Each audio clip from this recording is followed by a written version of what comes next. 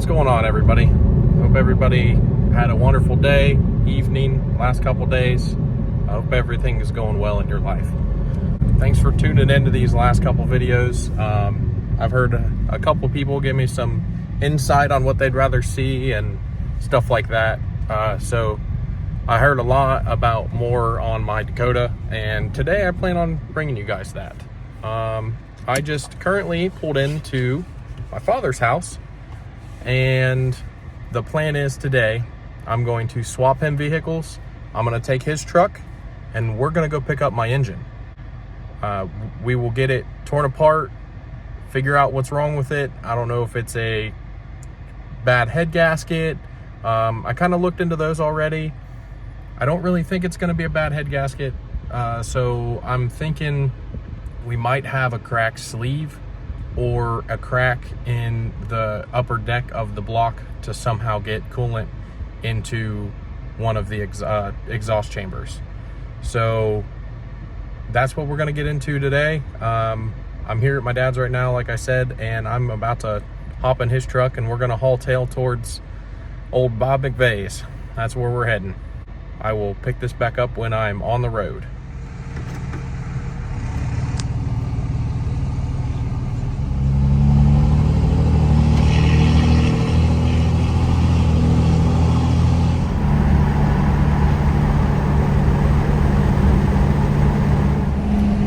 I don't know if you guys are going to be able to hear me very well, but Dad's air conditioning does not work in this thing, so we are rolling with the windows down. It's too beautiful of a day to not have the windows down anyways, but we'll sacrifice a little bit of audio for that. We are on our way to Bob's. It is about a 35-40 minute drive from Dad's house, and then we're going straight from there back to my house so we can drop this engine off. And then Dad's gonna come pick up his truck from my house, bring my car back to me. So I will pick it back up when we're loading this engine into the back of the truck.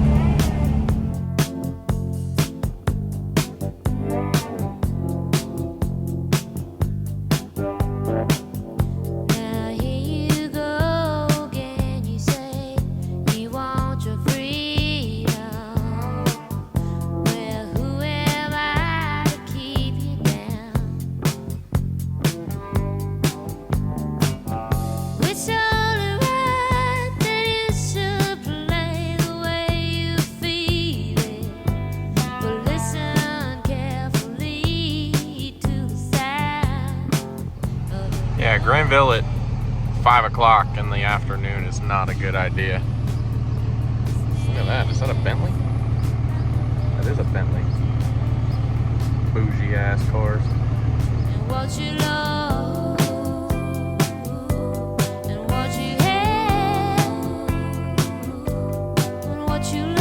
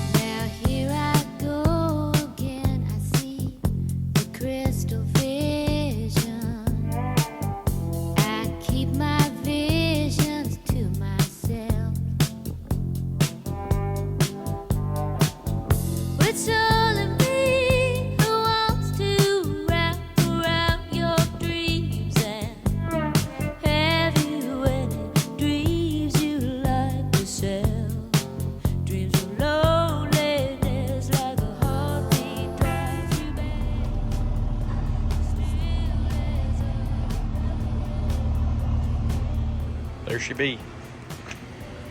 The old 408. Ready to go home.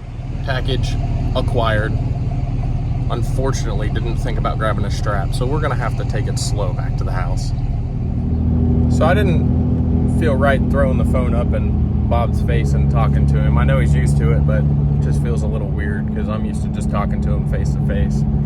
But we did some talking about this thing, and he's thinking that I need to go the opposite way. He doesn't think that I need to tear this motor down at all. He thinks that I should put it most of the way back together with the intake on it and put the water pump back on it, and then fill her full of water, and then we can pressurize each cylinder to see if there's any cracks in the cylinders that way, which I think honestly is a better idea than trying to tear it all the way down and just look for a hairline crack with your eyeballs.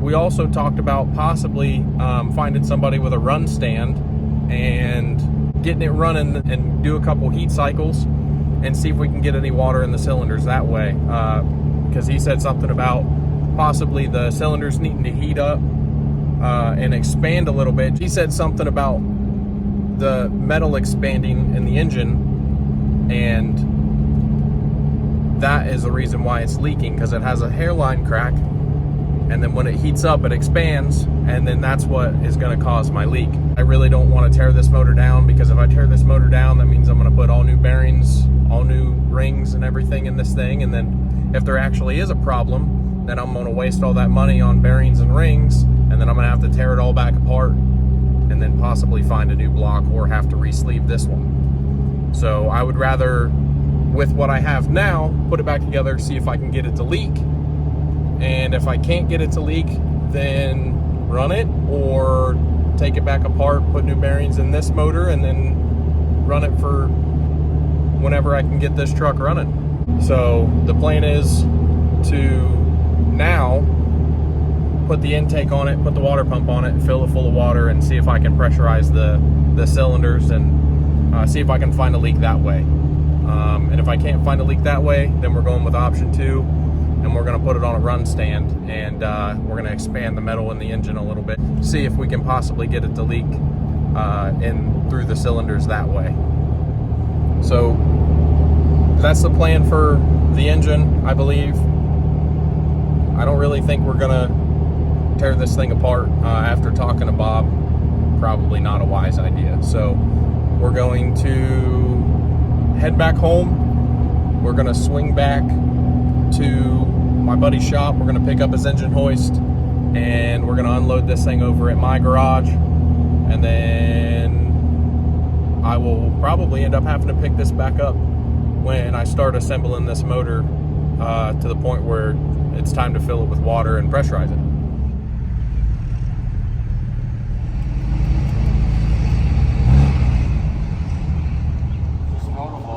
So you let me borrow your engine hoist just so I could get my small block into my house, just so I can Mustang. The first 2 parts of that story were right. Okay. Part 3, Fuck no? up the Mustang, I'm not quite sure. Well, then I'll at least Camaro back there. That's fair. But I don't know. Is he doing another burnout? He did another burnout. Probably just had to floor it to, you know, the back brakes are dragging. So Yeah, that's what it was. probably just really going. Yeah, so what do you got? She's just a stock block 306, man. That's it? That's it. Just a little guy. All stock. What are these? I've never seen anything like that before. Usually when I mess with this stuff, it doesn't work. Well, those are mini fuel pumps. Oh, okay. Yeah, so my stock pump went out, so I figured I'd put a couple mini fuel pumps, just spray it right into the intake. Okay, yeah, I got you. Yeah. Yeah, typically when I work with those little fuel pump thingies, they don't tend to work. I have a bad rep with Yeah, you those. got quite the rep, I hear. Yeah. About solenoids not solenoiding. Mm-hmm. Yeah. These ones solenoid though. Yeah, have you tried it? Well, this was the setup that was on it before, but I took the trick flow intake off. Went with the Holley 4150. New fuel rails, complete new fuel system. But before that it worked. It was a stick shift car before, now it's got a turbo 400 in it. Okay. I gotta finish running that shifter. What? You got a freaking... All I gotta do is put the cable on. You got a small block Ford with a turbo 400? You don't see that very often. Usually everybody runs glides, but hey, It works. It's Hey, a street car. Shout out to Dion. Yeah, Dion's the dude. Dion is the dude, for sure. Yeah. But yeah, we got a little something to spray a little 500, spray the house down with right here. So You're spraying 500 horsepower worth of fuel? yeah, Okay. yeah, Just fuel? just fuel. Okay. Nothing, none of that funny gas. Oh, okay. Yeah. Hell yeah. Hey, I know the guys that work for that company. Yeah, me too. Yeah. Nitrous Express. Mm-hmm. Bad dudes. I guess it's on my back window, not my front window. But yeah, old Poland got me hooked up. Hell yeah. Good dude. Yes. So from across the shop, I said I was going to gap this thing, but then I walk over here and it's a little bit more intricate than the Mustang. Dude, it's just a stock block 5.3. That's what everybody does. And you see how fast everybody else goes with a stock block 5.3 and twin turbos? It's stock 306, buddy. Yeah. Except for yours is just a Chevy and his is a Ford. That's the big difference. Yeah. Yep. And you've got fun little Twin alternators twin alternators. should be pretty rowdy. Twin, and then you got a single over here. And the old Vickers, you gotta shout him out again. Yeah, Dion with the Turbo 400. Yeah, dude. Yeah, I don't think I'm going to beat this one, but I think I got that one in the back. I don't care how much nitrous he gives that thing. It ain't going to hook up with them tiny little tires on there. All right, I brought your engine hoist back, so. All right, now you can put my oil cooler in and run my shifter cable for me. Is that my payment? Yep. Okay.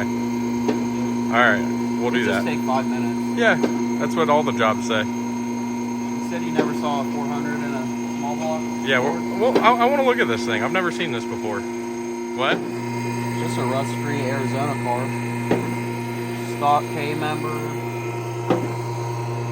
4-lug thuggin'. Yeah. Hey, I know that guy. Brent probably has the best energy out of any guy I've ever met.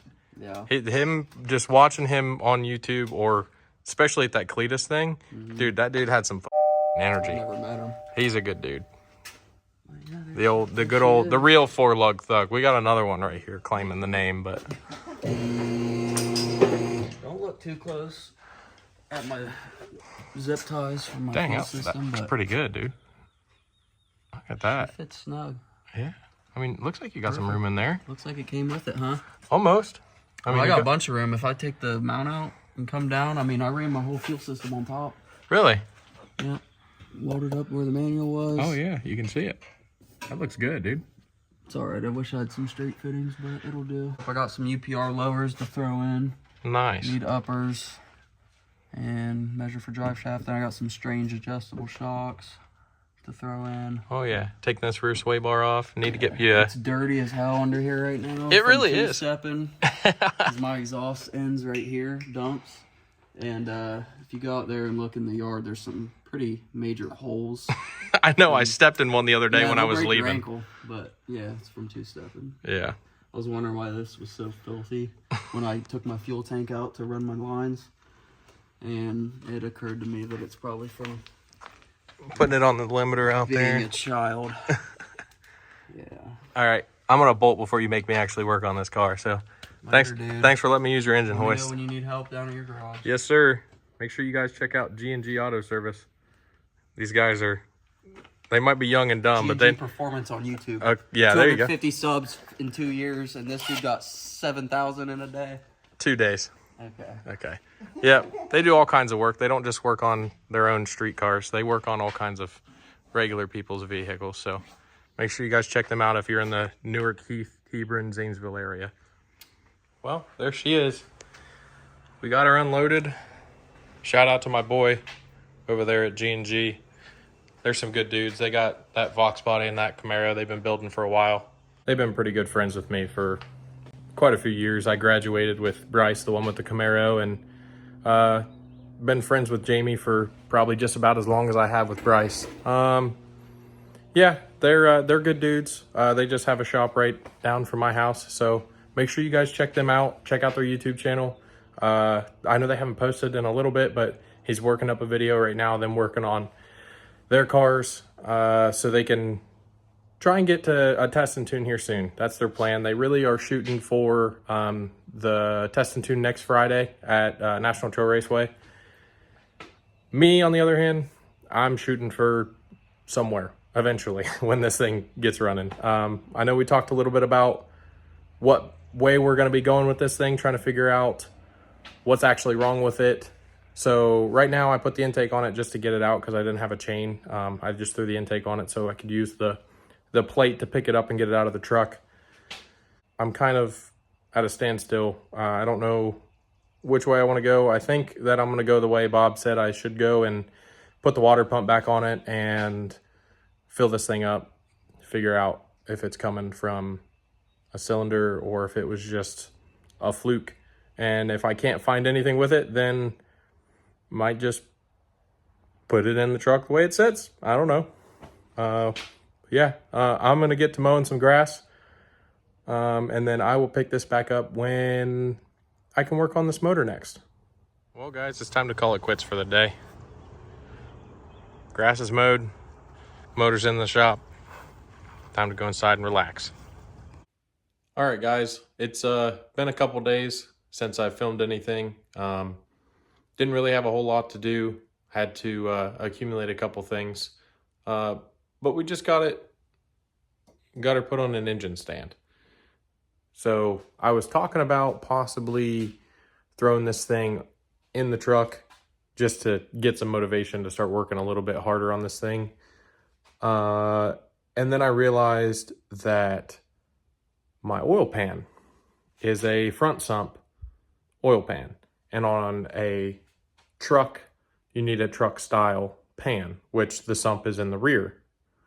So even if I wanted to, I couldn't even set this thing down in the truck because it's just going to sit right on the K-frame with the bottom of the oil pan. So let me just show you guys. So on a truck, this right here would be back here because the K-frame sits in this area right here on a truck compared to a car where it bolts into a car compared to a truck. The K-frame is behind everything. So in a truck, if I were to put that down in here right now, it would be sitting right about here. And with a truck, you want the oil pan to be behind the K-frame. So I don't really, the only thing I can do is take off the oil pan and the pickup, and then I would be able to set it down in here, but there would be no real reason for that because I'd have to pull it back out and do everything else. So I went to AutoZone, got some grade 8 bolts. Didn't trust the little bolts that I had to hold this thing up. This thing's heavy. So got it up on an engine stand. I think I'm going to take the drain plug out, make sure it's completely drained of oil, take out the freeze plugs on the side, make sure it doesn't have any water in it. And then I'm going to flip it over and I'm going to rip this oil pan off here because it's got to come off here anyways. I don't have a tripod just yet, so I've got a battery with the handle flipped up with my phone resting against it, sitting on the core support of my truck, and it looks like it's kind of working. So pulled the drain plug out. It didn't have anything in the oil pan. Tighten up these valve covers a little bit so they don't come off. We're gonna roll this motor over. Literally.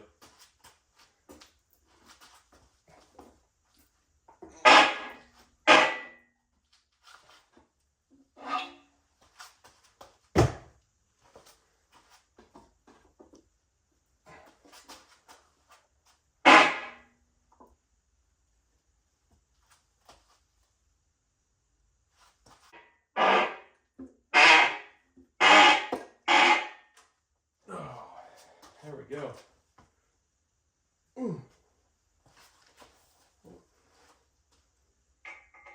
Put the pin back.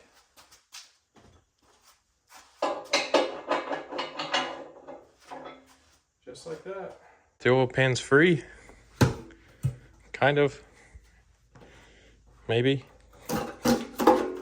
Yeah, there she is. Let's get this whole thing off here. Might have to put my phone down to get this thing off here. Hold on. There we go.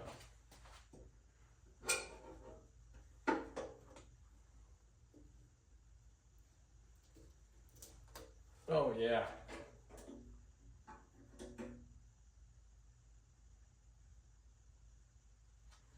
Looks good, I think. As long as this is a gasket. Yeah.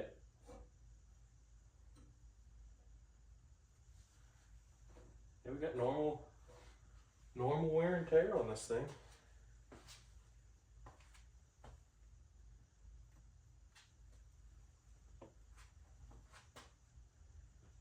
Wow, this thing looks really good.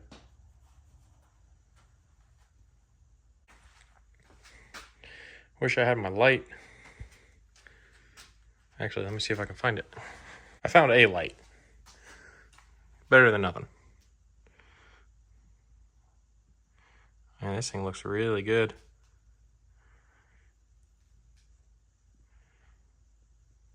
No nicks. There was no metal down in the bottom of the pan. Hell, I don't know if you guys can see that. Even my cam lobes look pretty good.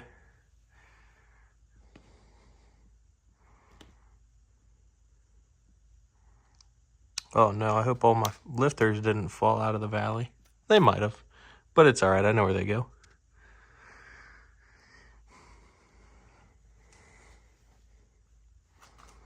Yeah, look at that. Barely any scoring. I'm filming the oil pan gasket.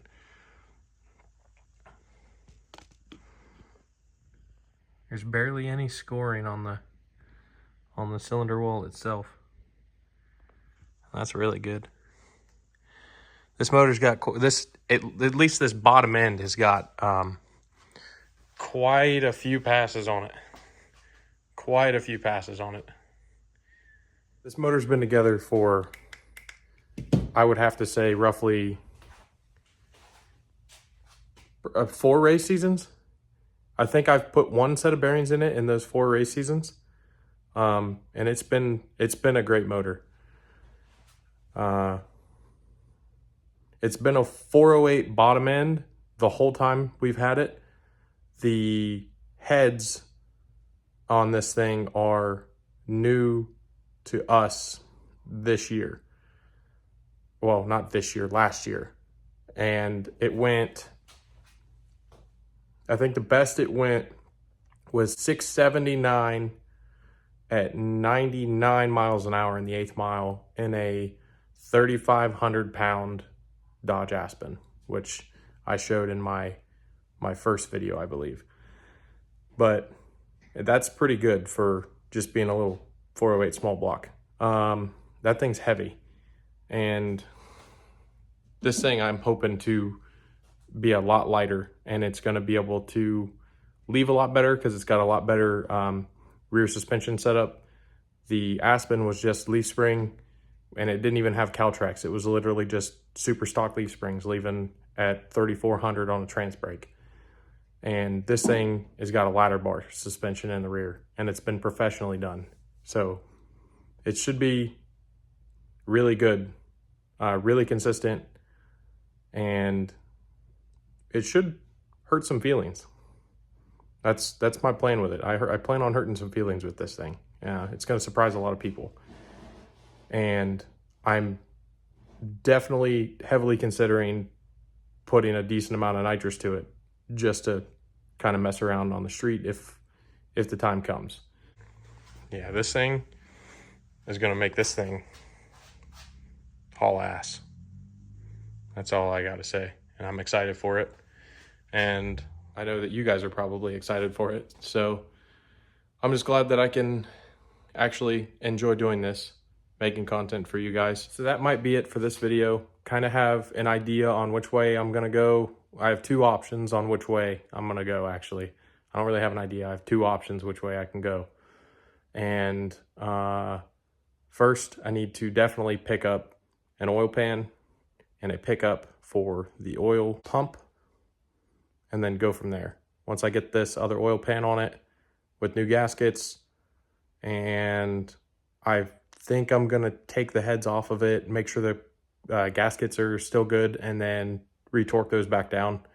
And then from there, I think it's about finding somebody that has either an engine dyno or a run stand. That way we can get this thing running and see if there's anything wrong with it. And if there's nothing wrong with it, and if it's on a dyno and we can make an engine pull, then I'm really going to start hammering on getting this truck done. Because if I get the engine down in this truck, I have a decent amount of stuff to get a decent amount of work done on this thing and get it to a point where I'm only going to need a few odds and ends here and there. My biggest purchase is going to be headers. And with these being a Dakota, they don't really make an LA style or a Magnum style long tube header for these. They only make medium length and short tubes. So I found one guy that custom makes a set of long tube headers for a Dodge Dakota, and those things are $1,000 themselves. So we're gonna have to be pushing to try and save some money, get these bills paid, save some money, and get them headers. And then after that, getting long tubes on this thing, getting the motor down in it, getting it wired. I've already got the wiring kit. It's not a whole lot of work. It's more or less just acquiring the parts that I still need. So I have a list of stuff I need to get done on this thing, and we're going to start hammering away at it once we get this motor issue figured out. So yeah, I think I'm going to end it off there. I really appreciate you guys. These last 2 videos have been doing great. I really appreciate all the positive outlooks on things, and I really appreciate you guys liking and commenting and subscribing to my YouTube channel. So thanks for coming back again, and I'll see you guys in the next one.